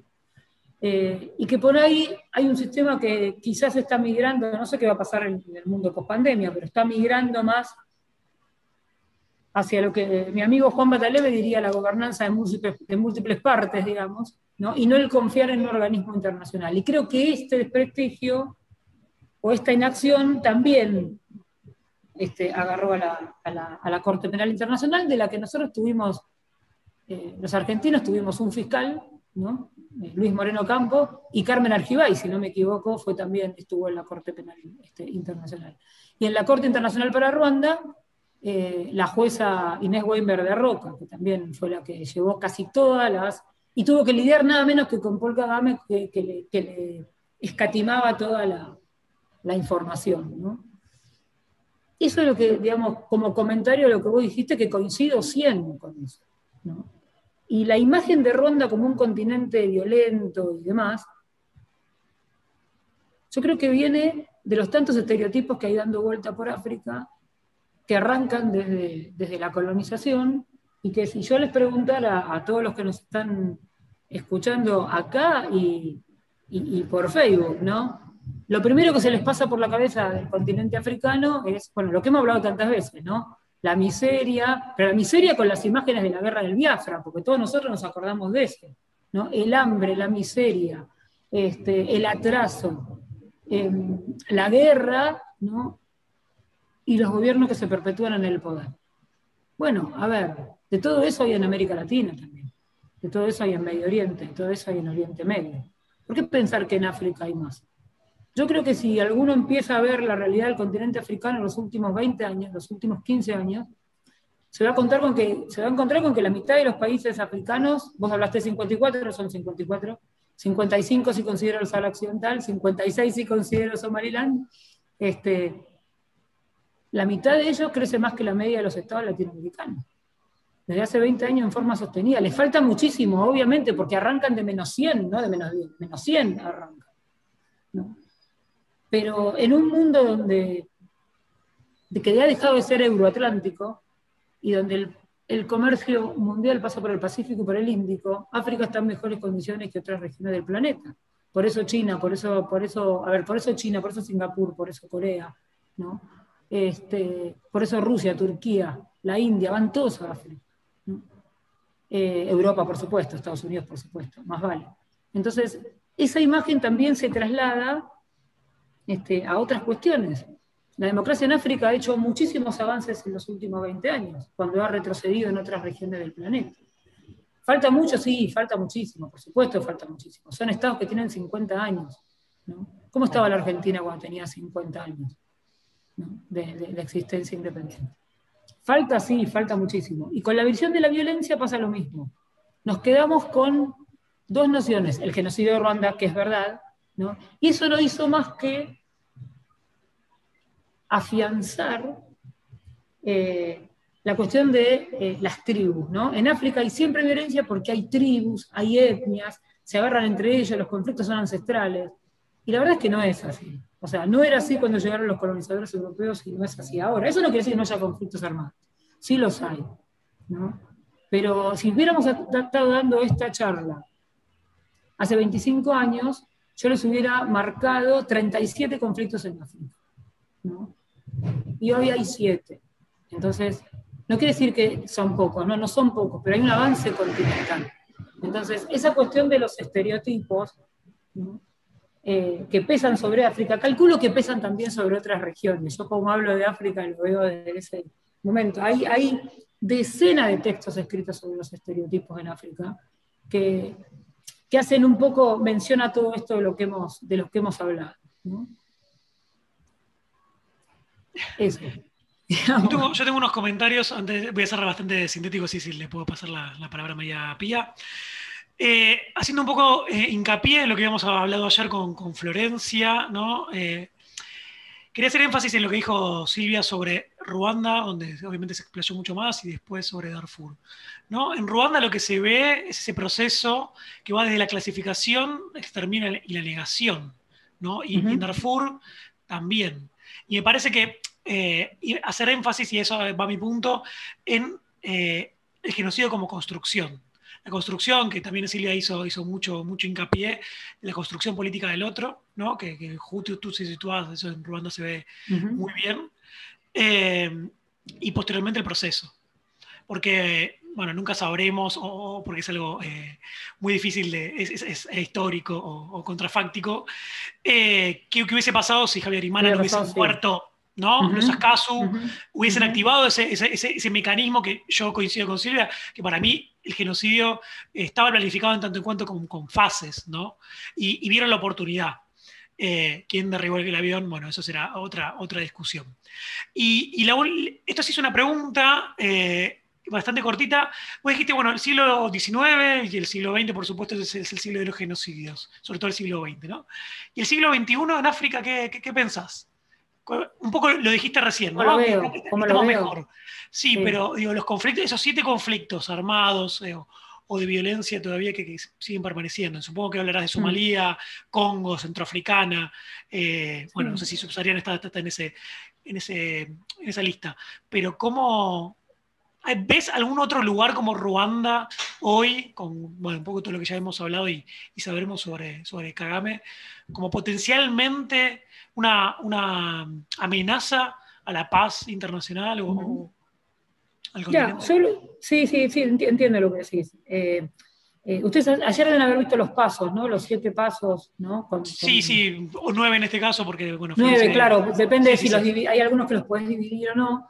Eh, a ver, yo creo que para acotar a lo que decías vos del comentario, eh, el genocidio no pasa porque sí. O sea, hay fases y hay planificación y el negacionismo debería ser un delito, ¿no? Esto le estoy sacando la, la- la frase a Yves Ternon, que es uno de los grandes estudiosos del genocidio ruandés, y que dice, el negacionismo es un delito, porque en realidad estamos negando, ¿no?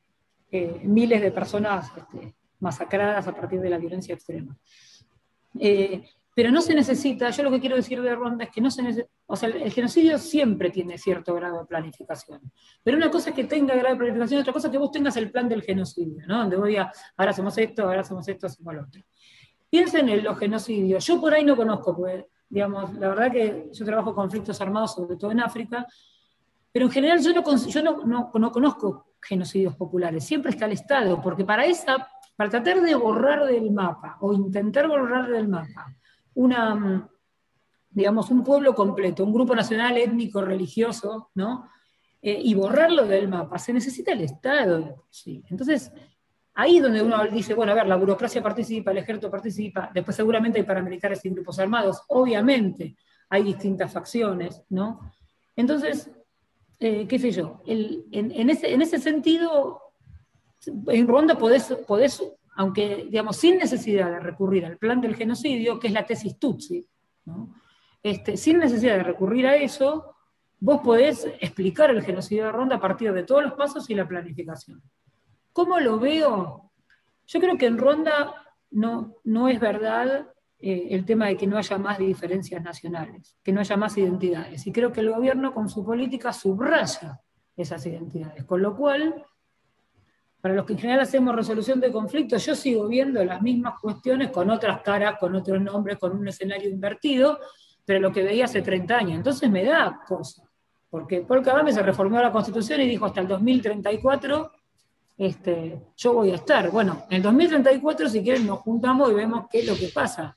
Porque de la manera que está armada, da la sensación que en Ruanda siempre se necesita alguien que maneje el poder de forma autoritaria. Primero fue el rey Tutsi, después fueron los belgas, después fueron los presidentes Hutus y ahora vuelve a ser un presidente con estas características. Entonces ahí yo le pongo un signo de interrogación. Ahora, ¿hay tiempo todavía para evitar? Por supuesto que hay tiempo para evitar esto. O sea, hay tiempo, Kagame es un tipo muy inteligente, ¿no?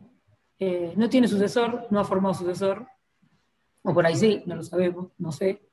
Está a tiempo de empezar a zanjar eso, está a tiempo de abrir y de zanjar el sistema. ¿Cómo veo el resto de África? Difícil en algunas cuestiones, ¿no? No tanto por el tema de conflictos armados. En el tema de los conflictos armados más importantes, de los cuales vos los nombraste recién, creo que riesgo de violencia extrema al estilo genocidio, ¿no? Por ahora no. En su momento pudo haber sido centroafricana, pero en realidad también centroafricana se lo estigmatizó como eran cristianos contra musulmanes y no es así. En realidad hay otras variables, y de hecho no hubo racias de uno hacia otros ni intentos de exterminio de uno hacia otro. Una violencia generalizada, pero si ustedes lo piensan, ahí sí hay recursos, ¿no? El oro, los diamantes, ¿no? La ruta del África Central y demás, e intereses externos. En el conflicto del Sahel hay mucho conflicto, hay mucha injerencia externa, ¿no? Desde los grupos yihadistas por un lado, hasta Francia, Estados Unidos, Rusia y Turquía, metidos ahí para poner un pie en África y vaya a saber qué. Y algo por el estilo podría decir de Cabo Delgado, que nadie lo ve, que fue un drama hace 100 años, hace 10 días, digamos, 10 días, un mes, ¿no? Y demás, y que tampoco estamos viendo lo que podría llegar a ser algo parecido a las escenas que vimos con ISIS, ¿no? Que quizás no son de genocidio, o sea, por ahí excede lo que estamos hablando acá, pero sí son crímenes de guerra y de lesa humanidad, claramente. Claramente. Eso es, digamos. Estamos mejor que hace 25 años. Y los estados están caminando hacia un escenario que es un poco más promisorio.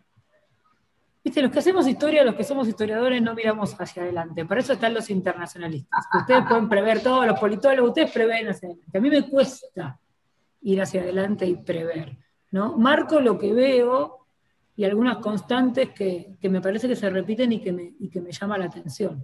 Y que son peligrosos, ¿no? Y que son peligrosos. No dejan de ser sí, llamados de atención, por lo menos, para mirar, al menos, como decimos ayer, un poco esto de prevenir, hay alertas, alarmas claras. No debería volver a pasar, ¿no? Creo que este tipo de charlas son buenísimas para generar conciencia sobre algunas cosas que no deberían volver a pasar, ¿no? Que no deberíamos volver más, porque usando una frase de María Elena Walsh, ahí la humanidad retrocede en 4 patas. ¿No? O sea, ni siquiera hay un rasgo de humanidad cuando ustedes plantean la cuestión del genocidio. Y no hay interés que pueda ameritar eso, ¿no? Yo le tengo miedo a la cuestión de los rohingya, no sé ustedes, pero ahí hay una amenaza latente que bueno. Sí, que sí hay evidencia de actos de genocidio, como dijo Naciones Unidas. Le doy la palabra a María Pía, que te querés hacer una pregunta, una consulta. Sí, hola Pía, querida, ¿cómo estás?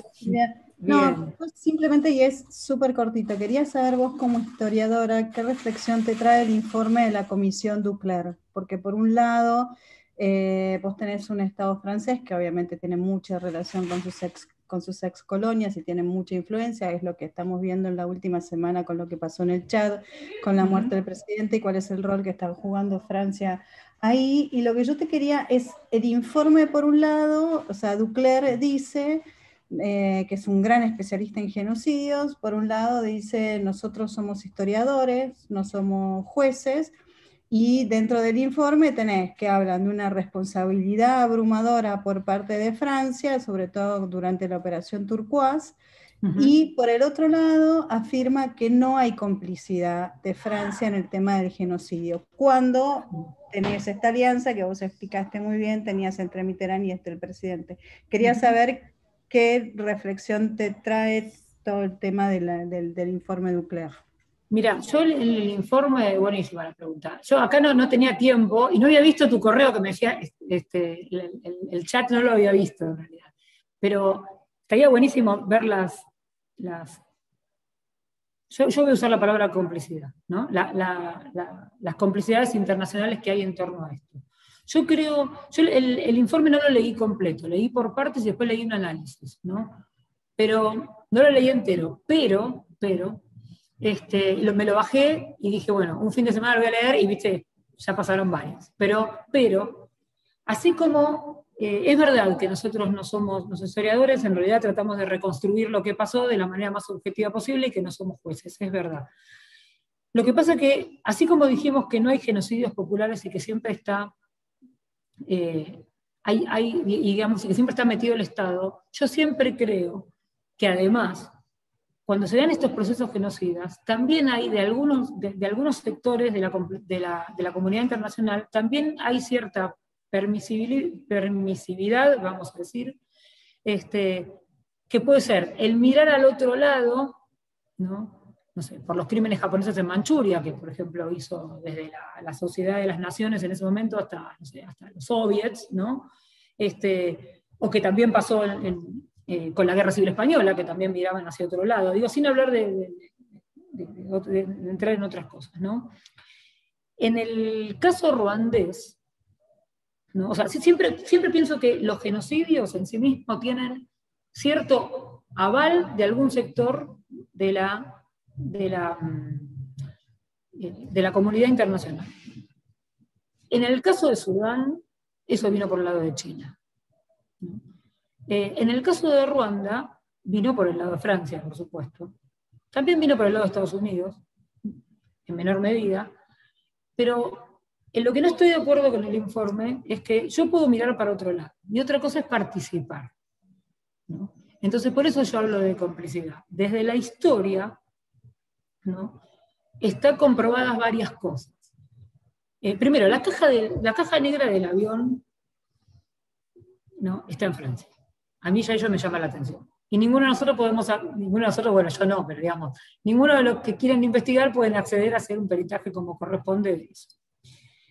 Pero ¿por qué hablamos de complicidad y por qué no comparto la manera en que se arma el informe? Me parece que está el nacionalismo francés de por medio, que siempre te obstruye cualquier análisis objetivo que se hace desde Francia. Me pasa con grandes historiadores franceses que escriben sobre Ruanda. Mira, primero las armas con las que estaba, digamos, las armas y la logística vinieron de Francia. No solo que son armas francesas, porque pueden venir de otro lado, también vinieron de Sudáfrica, de Egipto, de Uganda, o sea, las armas vinieron de todos lados. Pero los franceses colaboraron para el entrenamiento, a partir de dos proyectos de cooperación, de 2 milicias armadas, que después fueron las Impuzamugambi, digamos, y las Interahamwe, ¿no? Que son las más conocidas por hacer masacres en masa, ¿no? Las técnicas de exterminio en masa, digamos, ahí hubo directa implicancia francesa, ¿no? La operación Turquoise que vos nombraste es una barbaridad, ¿no? Porque esa operación se hizo bajo el paraguas de las Naciones Unidas para ir a frenar el genocidio, ¿no? Digamos, cuando ellos bajan en Ruanda, primero la desplegaron en 3 días, así que imagínate el nivel organizativo que tenían para llegar a Ruanda, pero esa operación se usó para exfiltrar, o sea, hacer zafar de la justicia internacional y del Frente Patriótico Ruandés a los responsables del genocidio. Los responsables más importantes, ¿no? Los mentores, las cabezas del genocidio, los que los pensaron y los que lo ejecutaron, se exfiltraron de Ruanda por aviones franceses, ¿no? Hacia otros estados africanos o hacia Francia. O sea, ellos desplegaron la operación Turquoise para los que los genocidas tuvieran cómo escaparse. Porque ya las fronteras estaban cerradas, porque ya el genocidio estaba casi terminado y porque el Frente Patriótico Ruandés había tomado casi todo el poder. Después, el único foco de genocidio que quedaba cuando digamos, de acciones genocidas que quedaban cuando se despliega la operación Turquoise, que se despliega en junio, imagínate que con un ratio de 10.000 personas por día, si vos te desplegás 2 meses más tarde, ya casi todo, ya llegaste tardísimo, ¿no? Para hacer eso. Pero el único lugar donde estaba todo libre, digamos, donde ya no había acciones genocidas, era el norte. Y había que salvar a la gente que estaba en el sur. Francia se despliega en el norte, ¿no? Y a partir del norte le pasa información, ¿no? A los Hutus de dónde estaban escondidos los Tutsis en el sur, ¿no? Y ahí fueron a terminar el genocidio, ¿no? Gracias a la ayuda francesa. Eso están las fotos, ¿sí? Entonces, yo no estoy de acuerdo con el informe, en términos globales y sin haberlo leído completo, ¿no? O sea, eso te hago la salvedad de antes, porque siempre cuando Francia hace informes, está el nacionalismo francés de por medio que les impide hacerse cargo de lo que se tienen que hacer cargo. Entonces, esa es mi opinión personal. Sin hablar de que toda la familia de Habyarimana se exfiltró, la sacaron en aviones franceses a partir de una operación, que es la operación Gimier, ¿no? Sin hablar que hoy la familia de Habyarimana sigue viviendo de una pensión del gobierno francés, ¿no?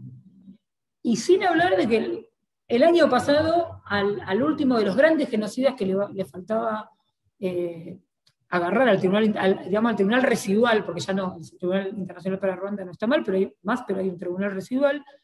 El último, que es Felicien Kabuga, que fue el financista del genocidio, ¿sí? El que puso el dinero para el genocidio, lo encontraron en Francia. O sea, ¿viste? Entonces, todos esos informes, digamos, más allá de los avales que tengan, ¿no? Como historiadora, para mí Francia es cómplice del genocidio, ¿no?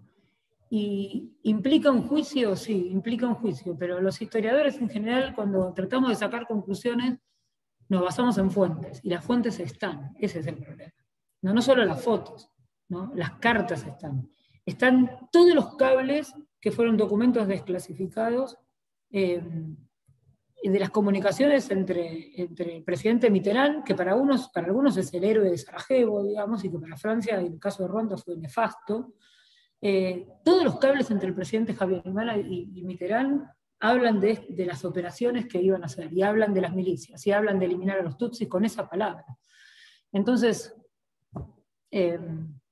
no sé si contesté un poco lo que vos me dijiste, ¿no? Pero sí, cuáles eran las reflexiones, y por lo menos otra cosa que veo yo es que si admiten desde el punto de vista de la historia que sí hay una complicidad y hay una responsabilidad del Estado francés, eso puede tener consecuencias legales sí. Porque todavía hay vivos, y entonces creo que también de alguna manera lo que hacen es tratar de frenar una avalancha de juicios hacia el Estado. De juicio internacional, sí, es verdad. Es verdad. Bueno, es por este mismo motivo que vos decís, es por el motivo por el que Naciones Unidas durante el genocidio de Ruanda nunca quiso escribir en una resolución que se estaba armando, digamos, que lo que estaba pasando en Ruanda era el genocidio, porque si no, en virtud de la convención, tenían que actuar en Ruanda.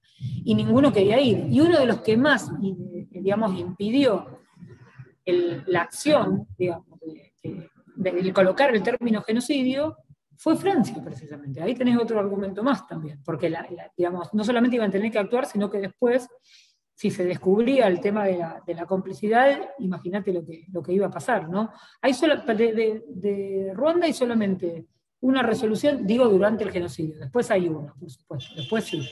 Pero durante el genocidio hay una sola resolución que habla de actos de genocidio, porque ni Francia ni Estados Unidos, ¿no?, quiso colocar en la resolución la palabra genocidio porque obligaba a la comunidad internacional a intervenir, ¿no? Y es más, si salió esa resolución, salió por el accionar de 4 delegaciones: España, República Checa, Nueva Zelanda y Argentina, ¿no?, que obligaron a la delegación de China, ¿no?, a firmar a favor de una resolución.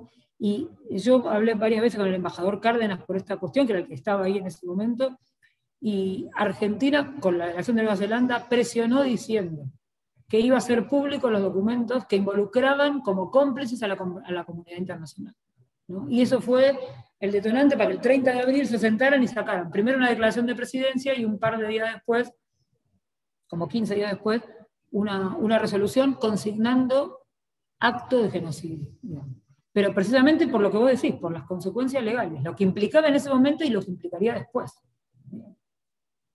Pero bueno, gracias. Es duro. ¿Alguien más? ¿Alguna pregunta? Sí, Nando, obvio. Estás muteado. Hola, ¿se escucha ahora? Ahí te escuchamos, sí. ¿Qué tal? Buenas noches. Perfecto. Hola, buenas noches. ¿Qué tal? Esta mañana estuve leyendo un cable de Associated Press, que voy a poner en la síntesis de prensa del CEPI, que trata sobre el tema de Etiopía, en Tigray. Sí. Y muchas cosas de las que estoy escuchando ahora y que escuché en la charla anterior, veo muchas cosas en común.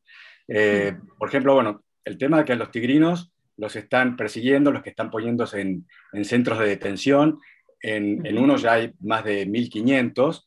En un principio eran militares, pero ya es como que se está extendiendo a otras categorías sociales, como, qué sé yo, enfermeros, maestros, abogados y demás, que dicen que el denominador común es que son tigrinos. Tigrinos, sí. Sí, o tigreños. Sí, no, tigrinos está bien. Está bien, okay. Sí. Y bueno, escuchaba recién también que vos decías el tema de la prensa, que también es la que da manija, ¿no es cierto?, a que ahora los está tratando también de criminales. No los dejan ver a las familias, no tienen acceso los abogados, incluso hay peacekeepers que están en otro país y que no quieren volver porque ya hay un caso de uno que cuando regresó lo capturaron y después los libera la justicia federal y lo toman y lo meten en la justicia militar. Y quedan ahí, ¿no es cierto?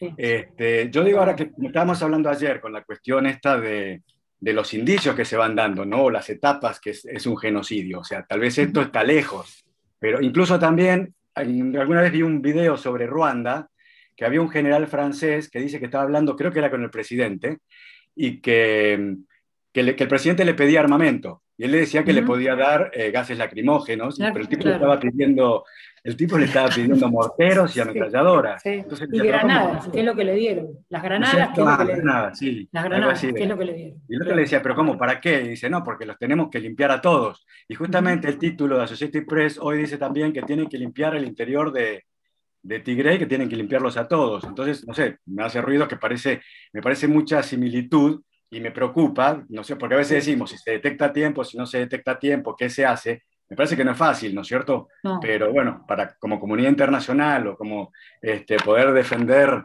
o evitar, mejor dicho, todos estos hechos atroces, si esta situación de Tigray, ya tendríamos que estar preocupándonos y si está alguien haciendo algo, ¿no? Eso es lo que quería preguntar. Gracias. Brillante. No, gracias a vos, al contrario, brillante. El comentario brillante.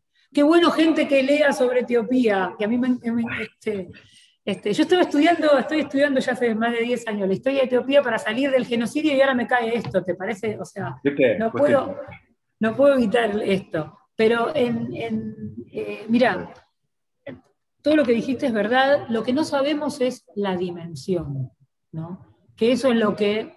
A ver, ¿que hay crímenes de guerra y de lesa humanidad? Sin duda, ¿no? La dimensión es... La amplitud es algo que no podés obviar si vos querés no ver cuando atravesás esa delgada línea de una cosa o la otra. Hay muchas señales que deberían ser una alarma para la comunidad internacional, muchas señales de lo que están pasando ahí. Primero, el apagón informativo que hubo el año pasado. Si vos querés buscar en la prensa el año pasado, nosotros queríamos hacer en el CARI una charla de Etiopía, que finalmente la hicimos, y la hicimos con lo que pudimos reconstruir, casi bajo cuerda, te diría, porque el apagón informativo y de Internet, no todas las redes sociales las hizo caer, entre otras, digamos, el Premio Nobel de la Paz, presidente de Etiopía. Exacto. ¿no? Sí. El Premio Nobel de la Paz. Y del que nosotros un año antes habíamos hecho una sesión académica para hablar del Premio Nobel de la Paz. Bueno, en fin. Ahí se mezclan muchas cosas que a veces impiden diferenciar la población civil de los grupos armados y de los grupos infiltrados, sobre todo de Eritrea, ¿no?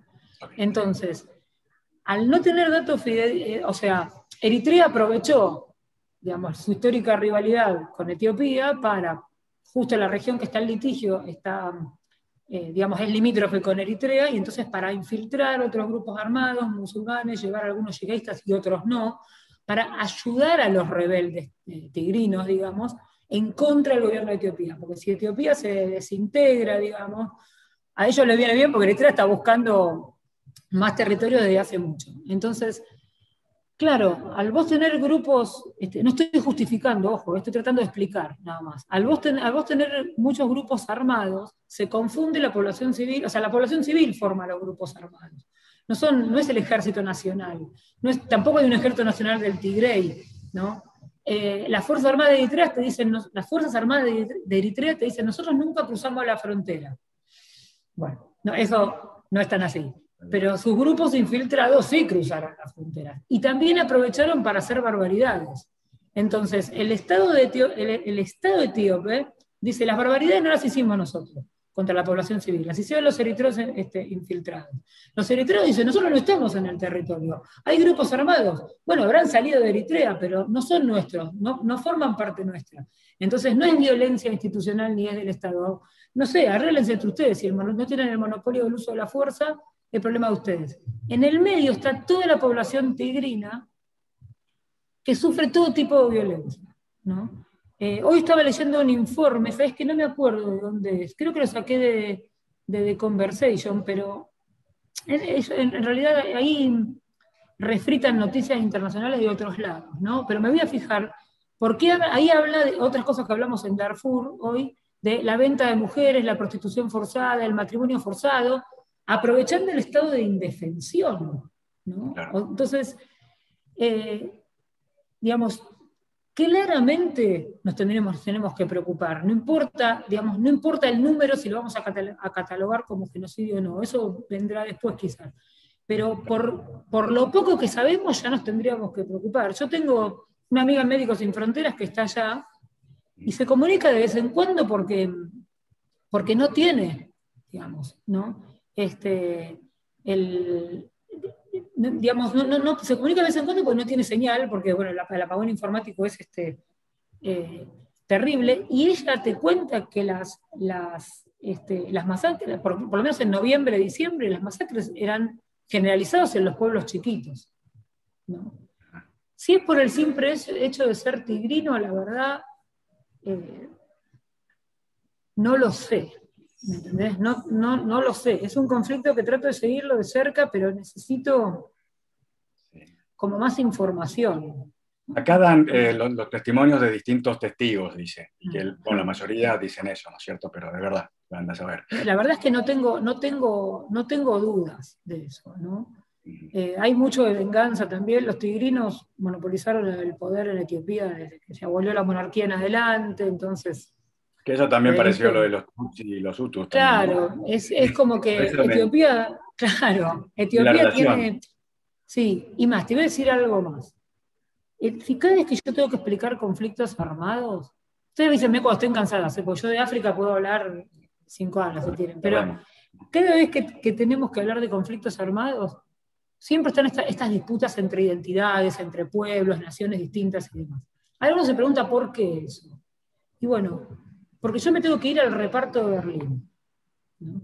Porque esas fronteras no son las fronteras de los pueblos de África. O sea, Etiopía tenía otra frontera. Etiopía siempre fue un imperio, ¿no? Siempre le gustó agarrar todos los países vecinos, ok. Pero esas no son las fronteras históricas de Etiopía, ¿no? Tampoco Eritrea tiene esas fronteras históricas. Ruanda tenía otra conformación territorial, Uganda también, ¿no? Uganda estaba dividido en 4. Etiopía, en el siglo XIX, eran como 20 microestados diferentes. Lo mismo te pasa en África Occidental, ¿no? Entonces, claro, cuando surgen estos problemas estatales, empiezan a salir las nacionalidades que son centenarias en África, ¿no? O sea, nosotros vemos únicamente la foto del siglo XX, pero esto viene de mucho más atrás, ¿no? A veces yo veo en los artículos periodísticos que hablan de los pueblos, ¿no? Qué sé yo, los Fula, ¿no? Los Hausa, los Pueblos, y dicen, no, porque estos están en el norte de Nigeria. Pero hace 2000 años que están ahí, y no se adaptan a estar dentro de Nigeria. Porque ellos eran independientes, tenían una unidad política que duró 2000 años. No tanto, 2000 años no tanto, ¿no? Pero bueno, más o menos, pero 800 años sí, 800 años. O sea, hay pueblos que cuando conformaron los nuevos estados africanos no le dejaron ningún lugar. Y los gobierna otro, y ellos siguen sintiendo que los gobierna otro. Entonces cuando, digamos, se levantan, cuando ven una oportunidad, en general te generan en violencia, en algunos casos en genocidio, ¿no? Eso no es para justificar, es para explicar de dónde viene. Y como en los Balcanes, ¿no? Claro, y en el caso de los Balcanes es lo mismo. Mira, hablando antes de los estereotipos, yo siempre tengo una frase hecha, ¿no? Ruanda y la ex Yugoslavia son como contemporáneos. O sea, son contemporáneos. Claro. El conflicto de la ex Yugoslavia era un conflicto nacional, ¿sí? Y el conflicto de Ruanda era un conflicto étnico. Entonces, voy a decir, pero a ver, no, la palabra etnia misma en sí misma, tiene un enorme contenido peyorativo, porque los europeos llamaron etnias a los pueblos africanos porque consideraban que eran naciones, pero atrasadas, no estaban en la segunda revolución industrial y demás. Entonces, como eran más atrasados, y ahí viene todo el tema de la civilización y barbarie y toda la cuestión, inventaron un técnico, no lo inventaron, el término viene de los griegos, pero digo, ¿no? Usaron un término específicamente para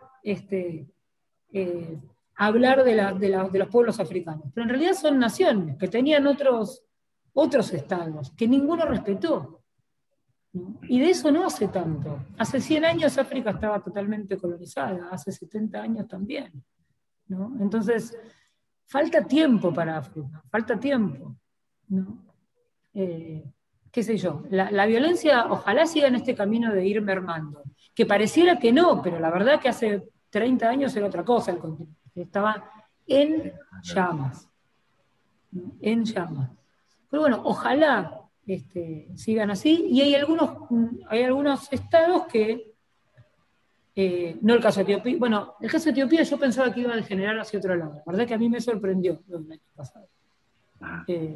Por ahí porque falta. Pero hay otros estados, como el caso de Nigeria, que te decía recién, o el caso de Kenia, o el caso de Tanzania, bueno, por supuesto Namibia, Ghana, ni hablar, que dieron pasos enormes hacia la nacionalidad en el sentido europeo, digamos, ¿no?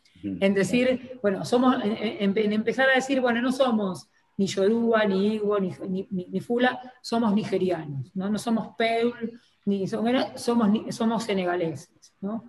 No venimos de Asante, somos ganeses. En eso hay muchos avances, y ojalá continúen en esa senda para que no se desgarren más, ¿no? Y después puedan ser dueños también de su propio destino y que no... Vivir en paz.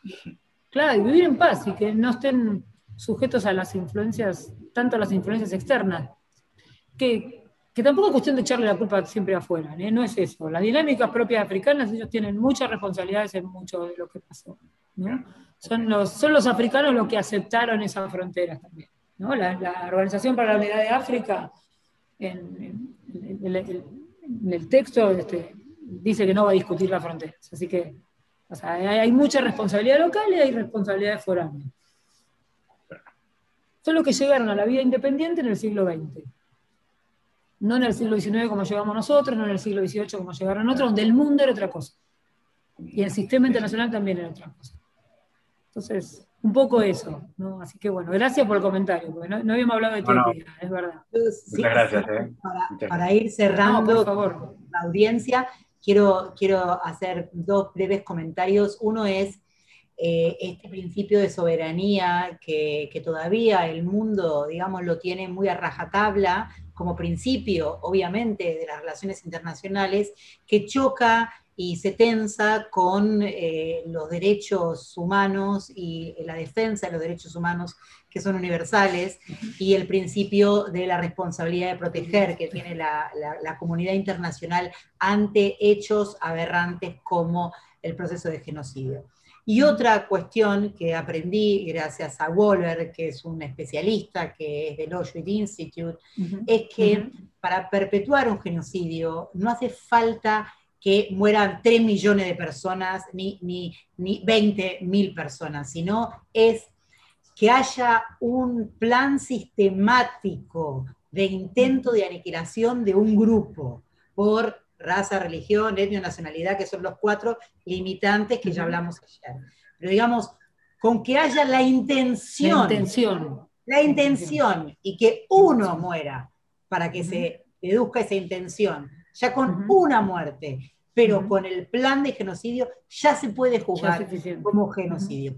Por eso a veces que decimos, bueno, no hay si no son 3 millones, 6 millones, no se considera genocidio. No, el genocidio puede ser perpetuado y puede agarrarse a tiempo, pero digamos, si matan 10 personas y hubo un plan sistemático de aniquilamiento de un grupo por estas características y que iban a seguir, que siempre, como dijimos, y más en los casos africanos, tiene relación con la autoridad y con los medios de comunicación que exacerban esta situación. Y como bien dijiste, con cuestiones foráneas. Es importante que esto se entienda para que no nos quedemos atados en los números, porque siempre son aberrantes los números cuando estamos hablando de genocidios, pero no se necesita tener millones y millones de personas para considerarse genocidios, sino solamente y terriblemente haber un plan sistemático de aniquilamiento de un grupo solo por el hecho de pertenecer a ese grupo. De hecho, es el espíritu de la Corte Penal Internacional, que ahí te dice, es la intención, o sea, ahí está la palabra intención, es la intención o llevar a cabo la aniquilación sistemática y demás. Sí, totalmente, absolutamente. Y hay que divulgar además estos temas. Hay que divulgar estos temas. Así que... y te quiero agradecer por favor, por tu tiempo, por lo que sabés, por compartirlo, a todos los que estuvieron presentes, los que estuvieron presentes también en live de Facebook, los que van a estar leyendo y viendo esto.